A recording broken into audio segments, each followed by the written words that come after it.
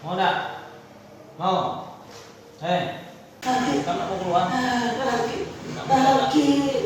Ya. Oh ya, lagi, lagi. itu ma huwa al-aliyyul azim. Ya'mal mithqala dzarratin khairan yarah wa man ya'mal mithqala dzarratin syarran yarah. Keluar, keluar, keluar, keluar, keluar. Keluar, keluar.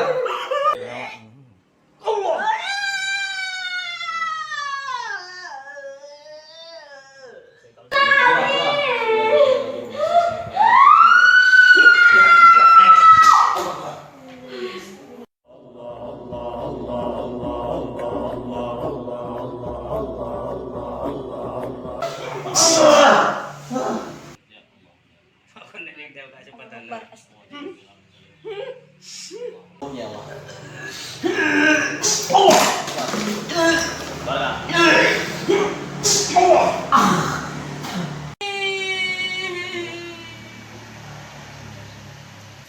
Semua tubuh ini jadi cahaya. Allahumma sholli ala Muhammad. Ya, semua tubuh ini jadi cahaya. A'udzu billahi minasyaitonir rajim. Assalamualaikum sahabat Ruqyah Dakwah. Jangan lupa dukung channel kami dengan menekan tombol subscribe serta like and share. Assalamualaikum warahmatullahi wabarakatuh. Alhamdulillah, pada kesempatan kali ini kita akan menjawab beberapa pertanyaan dari teman-teman mengenai apa sih hal yang dilakukan supaya terhindar dari gangguan jin ataupun gangguan sihir, minimal seminimalnya menetralisir. Apa yang harus diperhatikan? Hal yang pertama dia harus diperhatikan adalah mengenai sholat 5 waktu. Banyak kasus yang kami dapatkan ketika mereka terkena sihir atau gangguan jin, kami selalu menanyakan dahulu mengenai sholat. Rata-rata mereka menjawab mereka tidak menjaga sholat atau sholatnya masih belang kambingan, bolong-bolong, kadang sholat kadang enggak. Nah, itu penyebab paling umum dari orang yang terkena gangguan jin atau terkena gangguan sihir. Adapun orang supaya dia ini semakin terhindar dari gangguan seperti itu, ada baiknya dia selalu mengikat sholatnya. Mengikat sholatnya yaitu melakukan ribat. Maksudnya begini, ketika dia sholat subuh, setelah sholat subuh ada keinginan hati yang kuat untuk berniat, seandainya umur saya panjang, saya nanti akan sholat zuhur. Harus ada ikatan pikiran, harus ada itikat seperti itu. Dan setelah sholat zuhur, dia berzikir. Kemudian setelah berzikir, ketika selesai dari sholatnya atau beranjak dari tempat sholat, sudah ada niat di dalam hati untuk melaksanakan sholat asar. Nah, hal ini harus tertanam. Begitu juga ketika sholat asar, harus ada setelah sholat asar niat juga untuk sholat maghrib nantinya. Walaupun kita belum tahu bagaimana keadaan selanjutnya, tapi sudah ada niat, sudah ada etika untuk melakukan sholat selanjutnya. Ini disebut dengan ribat. Itu pertahan yang sangat kuat bagi seorang mukmin. Ini sangat diharapkan bagi kita semua. Mungkin kita sudah sholat, jaga sholat 5 waktu, cuman masih seperti kebiasaan habis sholat zuhur, sudah selesai sholat zuhur, zikir, dan kemudian lepas diri, tidak tahu lagi apakah nanti sholat, tidak terfikir ke sana. Nah, sekarang dirubah, setelah sholat zuhur berpikir atau memasang niat, nanti kalau panjang umur saya akan sholat asar. Setelah sholat asar juga berpikir, nanti kalau saya panjang umur saya akan sholat maghrib. Begitu setiap hari. Lakukan ribat ini setiap hari, lakukan pertahanan seperti ini setiap hari. Kemudian yang kedua yang harus diperhatikan bagi seseorang yang ingin terhindar dari gangguan sihir atau gangguan jin lainnya, yaitu bertobat dari dosa-dosa besar terutama, dan dosa-dosa yang tidak disadari. Ini harus dihindarkan hal-hal yang bersifat dosa besar.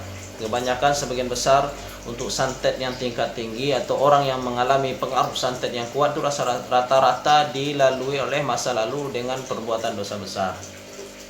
Dosa besar yang mungkin ya dialaminya selama waktu masih muda, belum berefek, belum ada akibatnya pada masa itu. Ternyata mungkin Allah berkehendak mengampuninya di dunia, kemudian Allah beri ujian dengan adanya gangguan santet menimpa dirinya atau keluarganya.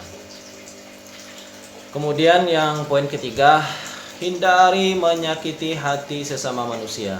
Nah, ini yang paling juga penting, karena terkadang kita terjadi kesalahpahaman di antara berteman atau bertetangga, sehingga kita mengeluarkan kata-kata yang sekiranya menyakiti hati seseorang. Sehingga kadang orang yang tidak bisa membalas atau orang tidak bisa menjawab daripada ucapan-ucapan kita biasanya berdoa. Karma itu berlaku. Kadang mereka berdoa, ya mungkin sekarang saya tidak bisa balas, tapi Allah Maha Adil. Kadang mereka mengucapkan kata-kata yang bersifat spontanitas, dan itu kadang menjadi sesuatu yang terkabul kelak. Mungkin beberapa tahun yang lalu dia bermasalah dengan tetangganya, mungkin salah paham, selisih paham, atau seseorang yang merasa benar kemudian dia mengucapkan kata seenaknya karena dia sudah merasa benar, orang salah kemudian mengucapkan kata-kata yang mungkin menyakiti dengan maksud memberi pelajaran tetapi terlalu berlebihan, sehingga ketika orang yang mendengar ucapan tersebut sampai terfikir atau sempat berkata dalam hatinya, ya insya Allah nanti Allah tuh adil dan nanti kamu akan kena akibatnya. Biasanya perkataan-perkataan doa-doa seperti yang spontanitas seperti itu, terkabulnya mungkin tidak langsung pada hari itu, terkabul di hari lain. Jadi mungkin dia pun tidak akan bermasalah dengan orang tersebut. Mungkin dia yang bersangkutan yang didoakan secara tidak sengaja tadi itu dengan suatu doa yang kurang baik, dia akan biasanya mengalami suatu hal seperti gangguan sihir, santet dan lain-lainnya itu di kemudian hari, dan itu biasanya bermasalah dengan orang lain. Kemudian yang ketiga, yang keempat yang harus diperhatikan yaitu hindari meyakini hal-hal gaib, hal-hal mistis itu terlalu kuat. Jadi memang hal mistis itu memang ada, hal-hal gaib itu memang ada, tetapi kita cenderung berpikir logis. Misal seperti ini, kita mungkin melihat adanya di rumah, mungkin di rumah ada, kita merasa merinding, bulu badan merinding, sehingga kita mengira oh ini ada gangguan ini, ada ini jin ini dan itu. Hilangkan pikiran seperti itu, dipikir logis. Oh mungkin ada angin dan lain sebagainya. Atau mungkin kita melihat di depan warung, di depan rumah kita ada orang yang menabur pasir ataupun menabur bunga-bunga. Jangan langsung berpikir oh ini mereka memasang sihir di rumah saya. Jangan berpikir seperti itu. Tetap berpikir dialihkan, pemikirannya dialihkan. Mungkin ini mereka ini lagi iseng. Jadi kita sebisa mungkin mengalihkan ke sesuatu yang bersifat logis. Hindarkan dari hal-hal yang bersifat khayal atau hal-hal yang mengira-ngira. 4 poin ini harus diperhatikan untuk seseorang agar terhindar jauh dari pengaruh jin ataupun pengaruh sihir. Yang pertama tadi kami ulangi, yaitu jaga sholat 5 waktu dengan cara adanya keterikatan hati dari suatu sholat ke sholat selanjutnya. Kalau perempuan mungkin mengalami halangan, jadi dia punya etikat, kalaulah seandainya saya tidak halangan, kalau seandainya saya tidak mengalami datang bulan, saya pasti melaksanakan sholat ini. Saya pasti melaksanakan sholat wajib ini. Jadi ada etikat dalam hati. Jangan berlepas diri. Kadang ketika seseorang mengalami halangan, perempuan mengalami halangan atau menstruasi, dia menghindarkan, malah senang karena tidak melaksanakan sholat. Ini keliru. Tanam dalam keinginan dalam hati, seandainya ini tidak ada perkara halangan, saya pasti melaksanakan sholat sebagai kewajiban. Itu yang kedua, yaitu bertobat setiap hari bertobat. Ya, kita mungkin pernah dengar bahwa Nabi Muhammad SAW biasa setiap hari itu mengucapkan istighfar dari 70 sampai 100 kali. Ya, ada baiknya kita mengikuti hal tersebut, yaitu perbanyak istighfar, perbanyak tobat, karena ini sangat membantu di dalam mengurangi pengaruh sihir, pengaruh santet, dan menghindari juga kita dari gangguan-gangguan tersebut. Kemudian poin ketiga yaitu tadi bahwasanya meminta maaf atau hindari menyakiti sesama manusia. Itu secara tidak langsung kadang dari perkataan, ataupun hindari daripada hal-hal yang mengancam. Jadi biasakan kita jadilah orang-orang yang pemaaf. Walaupun mungkin kita benar, orang salah, kalau sudah memang tidak fatal masalahnya, tidak terlalu berat, ataupun sudah ada jalan keluarnya, jangan lagi dibahas, jangan lagi diungkit, dan jangan keluarkan kata-kata yang bersifat menyakiti hati orang lain. Dan yang keempat yaitu cenderung berpikir logis, walaupun kita menyaksikan sendiri perkara-perkara di luar kebiasaan, atau bahkan mungkin kita melihat langsung makhluk halus tersebut seperti jin, hantu atau apa istilah kita, tetap berpikir logis. Itu mungkin halusinasi saya atau itu hanya bayangan saja gitu. Harus ditanamkan pemikiran logis.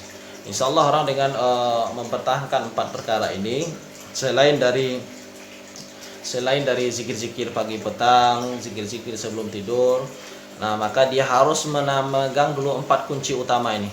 Apabila seseorang memegang 4 kunci utama, kemudian baru dia mengamalkan apa yang disampaikan seperti zikir pagi petang, zikir sebelum tidur, insya Allah yang dimaksudkan dari zikir itu tercapai. Banyak sekali keluhan teman-teman ketika mereka telah melakukan zikir-zikir tersebut tetapi tidak berefek. Artinya apa? Bukan masalah bacaan yang salah, bukan masalah hadisnya yang tidak tepat, semuanya bacaannya bagus, hadisnya sudah jelas. Masalahnya ada pada individu yang mengamalkan. Ada hal yang belum disempurnakan di dalam dirinya, yaitu dengan cara menyempurnakan 4 perkara tadi. Mudah-mudahan ini sekedar informasi bagi teman-teman menjawab pertanyaan yang selama ini sampai. Mudah-mudahan bermanfaat dan dapat diamalkan.